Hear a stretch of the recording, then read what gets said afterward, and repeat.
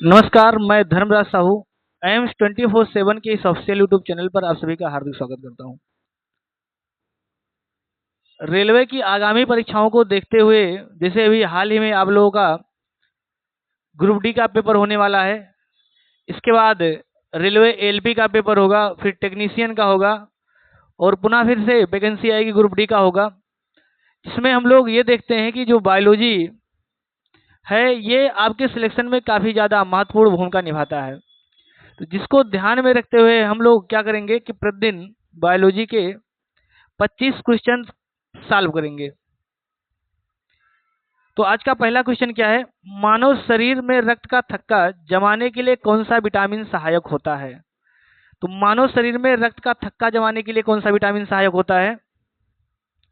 आपका ऑप्शन है vitamin A, vitamin B, vitamin K और विटामिन डी। तो मानव शरीर में रक्त का थक्का जमाने के लिए कौन सा विटामिन सहायक होता है? विटामिन के। सही ऑप्शन कौन सा है? विटामिन के। अगला क्वेश्चन, मानव शरीर का रक्तचाप सामान्यतः कितना होता है? ब्लड प्रेशर मानव शरीर का कितना होता है? 80/120 mmHg। अगला ऑप्शन है 70/110 mmHg, 60/90 mmHg, 100/150 mmHg। तो आपका सही विकल्प कौन सा है? 80/120 mmHg। अगला क्वेश्चन, मानव शरीर की सबसे बड़ी ग्रंथि कौन सी है? बताइए सभी लोग इसका उत्तर कमेंट करके। मानव शरीर की सबसे बड़ी ग्रंथि कौन सी है? अग्नाशय, यकृत, गुर्दा, लार ग्रंथि, pancreas, liver, kidney, salivary gland. तो मानव शरीर की सबसे बड़ी ग्रंथि कौन सी है? यकृत, लीवर। मानव शरीर की सबसे बड़ी ग्रंथि कौन सी है? लीवर। अगला क्वेश्चन, है पत्तियों में हरा रंग किस कारण से होता है? क्वेश्चन क्या है? पत्तियों में हरा रंग किस कारण से होता है? हीमोग्लोबिन, क्लोरोफिल, जेंथोफिल या इनमें से कोई नहीं? बताइए सभी लोग, पत्तियों में हरा रंग किसके कारण से होता है? तो पत्तियों में हरा रंग किसके कारण से होता है? क्लोरोफिल के कारण से। पत्तियों का हरा रंग किसके कारण होता है? क्लोरोफिल के कारण से। अगला क्वेश्चन, क्या है? मानव शरीर में टी हड्डियां कहाँ पाई जाती है? मानव शरीर में टी ज्वाइंट या टी हड्डियां कहाँ पाई जाती हैं? हाथ में, पैर में, कान में या गर्दन में? तो मानव शरीर में टी हड्डियां कहाँ पाई जाती हैं? ये पाई जाती हैं आपकी कान में। मानव शरीर में टी हड्डियां आपके कान में पाई जाती हैं। अगला क्वेश्चन, पाचन तंत्र का सबसे बड़ा अंग कौन सा है? पाचन तंत्र का सबसे बड़ा अंग कौन सा है? आमाशय, आंत, यकृत या ग्रासनली? तो पाचन तंत्र का सबसे बड़ा अंग कौन सा है? यकृत, लीवर। अगला क्वेश्चन, रक्तचाप मापने के लिए कौन सा यंत्र प्रयोग किया जाता है? मोस्ट इंपॉर्टेंट क्वेश्चन है। रक्तचाप मापने के लिए कौन सा यंत्र प्रयोग किया जाता है? तो रक्तचाप मापने के लिए बैरोमीटर, स्पाइग मैनोमीटर, थर्मामीटर या ग्लूकोमीटर? तो रक्तचाप मापने के लिए किसका प्रयोग किया जाता है? स्पेग्नोमीटर का। कौन सा ऑप्शन सही है? आपका ऑप्शन सही स्पेग्नोमीटर, ऑप्शन नंबर बी। बैरोमीटर से क्या मापते हैं? तो बैरोमीटर से हम लोग वायु दाब मापते हैं। बैरोमीटर से क्या मापते हैं? बैरोमीटर से वायु दाब मापा जाता है। थर्मामीटर से क्या मापते हैं? थर्मामीटर से शरीर का टेम्परेचर या टेम्परेचर ताप मापते हैं। अगला क्वेश्चन, मानव के शरीर में रक्त का निर्माण कहाँ होता है?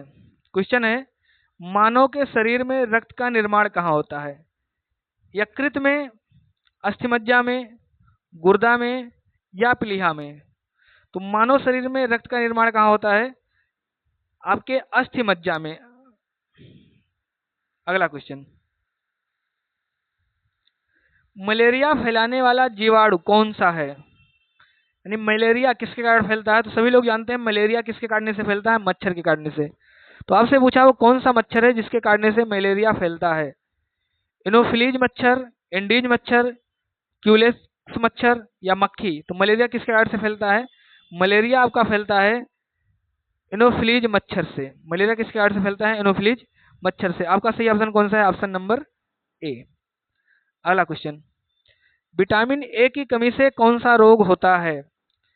विटामिन ए की कमी से कौन सा रोग होता है? बेरी बेरी, रिकेट्स, स्कर्वी या नाइट ब्लाइंडनेस, जिसको हम लोग रतौंधी भी बोलते हैं, रतौंधी। रतौंधी।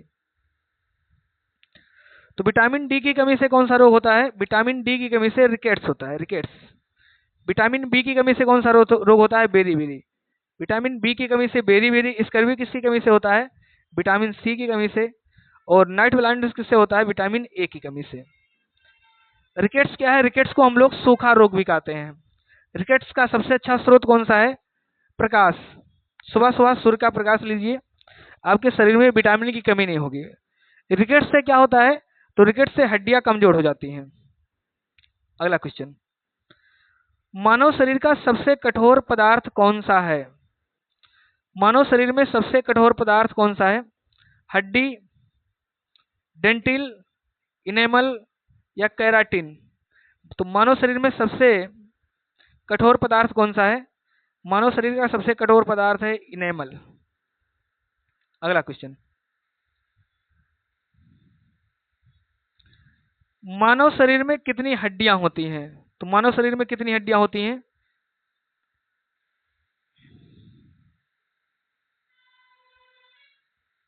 बताइए, मानव शरीर में कितनी हड्डियां होती हैं? 202, 206, 210 या 215? तो मानव शरीर में कितनी हड्डियां होती हैं? 206। एक व्यक्ति शरीर में कितनी हड्डियां होती हैं? 206। और यदि कोई बच्चा नवजात है, शिशु अवस्था में है, तो उसके शरीर में कितनी हड्डियां होती हैं? लगभग 300 हड्डियां होती हैं। अगला क्वेश्चन, रक्त का थक्का बनने में कौन सा विटामिन सहायक है? जैसा अभी ऊपर देखे थे, रक्त का थक्का बनने के लिए कौन सा विटामिन सहायक है? विटामिन के। अगला क्वेश्चन, मनुष्य की सबसे लंबी हड्डी कौन सी है? तो मनुष्य की सबसे लंबी हड्डी कौन सी है? रीढ़ की हड्डी, फीमर, टीबिया या ह्यूमरस? तो मनुष्य की सबसे लंबी हड्डी कौन सी है? सही ऑप्शन है फीमर। अगला क्वेश्चन, मनुष्य का सामान्य रक्तचाप कितना होता है? तो मनुष्य का सामान्य रक्तचाप होता है 80/120 mmHg। अगला क्वेश्चन क्या है? हृदय की धड़कन को नियंत्रित करने वाली विद्युत प्रणाली कहाँ होती है? हृदय की धड़कन को नियंत्रित करने वाली विद्युत प्रणाली कहाँ होती है? यकृत में, यस्से नोड में, एवी नोड में या रक्त वाहिकाएं में? तो कहाँ पर होती है आपका? ये होता है यस्से नोड में। Option number B. कौन सा ऑप्शन सही है? Option number B. अगला क्वेश्चन, इंसुलिन किस ग्रंथ से स्रावित होता है? इंसुलिन कहाँ से स्रावित होता है? तो इंसुलिन होता है यकृत से या अग्नाशय से, गुर्दा से या अधिवृक्क से? सभी लोग बताइए इसका उत्तर कमेंट करके। इंसुलिन कहाँ से स्रावित होता है? यकृत, अग्नाशय, गुर्दा या अधिवृक्क? तो इंसुलिन कहाँ से स्रावित होता है? इंसुलिन होता है अग्नाशय से स्रावित। जिसके अंदर इंसुलिन की कमी हो जाती है या इंसुलिन नहीं बनता है, उनको मधुमेह, जिसको कोई बोलते हैं कि मधुमेह का रोगी है, शुगर हो गया है, तो किसकी कमी से होता है? इंसुलिन की कमी से। और उसको अगर किसी व्यक्ति को ज़्यादा शुगर हो गया है, इंसुलिन की कमी ज़्यादा हो गई है, इंसुलिन बनना बंद हो गया है, तो उनको डॉक्टर लोग क्या करते हैं? इंसुलिन का इंजेक्शन लगाते हैं। अगला क्वेश्चन, रक्त में श्वेत रक्त कणिकाओं का मुख्य कार्य क्या है? श्वेत रक्त कणिकाओं WBC का मुख्य कार्य क्या है? ऑक्सीजन ढोना, रक्त से रक्षा करना, ऊर्जा देना या पाचन करना? तो ऑक्सीजन ढोना तो RBC का कार्य है, RBC। WBC का कार्य क्या है? WBC का कार्य है ऑप्शन नंबर बी, रक्त संचरण से रक्षा करना। यानी संक्रमण होता है आपके अंदर, प्रतिरोधक क्षमता को क्या करता है? बढ़ाता है, संक्रमण से रक्षा करता है WBC, व्हाइट ब्लड सेल्स।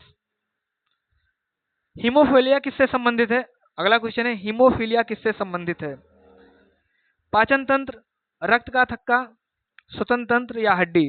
तो हीमोफीलिया किससे संबंधित है? हीमोफीलिया रक्त का थक्का से संबंधित है। अगला क्वेश्चन, मानव शरीर में सबसे अधिक पाया जाने वाला तत्व कौन सा है? कार्बन, हाइड्रोजन, ऑक्सीजन या नाइट्रोजन? तो मानव शरीर में सबसे अधिक पाया जाने वाला तत्व कौन सा है? यह है आपका ऑक्सीजन। अगला क्वेश्चन, मानव हृदय में कितने कक्षक होते हैं? मानव हृदय में कितने कक्षक होते हैं? 2, 3, 4 या 5? तो मानव हृदय में कितने कक्षक होते हैं? आपका सही उत्तर है 4। मानव हृदय में कितने कक्षक होते हैं? 4। मस्तिष्क को ढकने वाली झिल्ली को क्या कहते हैं? बहुत बढ़िया क्वेश्चन है। मस्तिष्क को ढकने वाली झिल्ली को क्या कहते हैं? माइलिन, मेनिंजिस,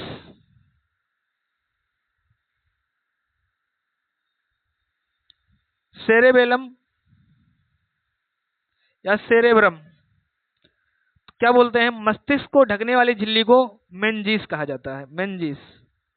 अगला क्वेश्चन, रक्त का तरल भाग क्या कहलाता है? आरबीसी, प्लाज्मा, डब्ल्यूबीसी या प्लेटलेट्स?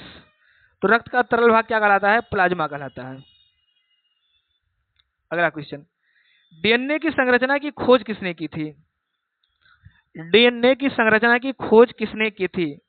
डार्विन और लेमार्क ने, वाटसन और क्रिक ने, मेंडल और मॉर्गन ने या फ्लेमिंग ने?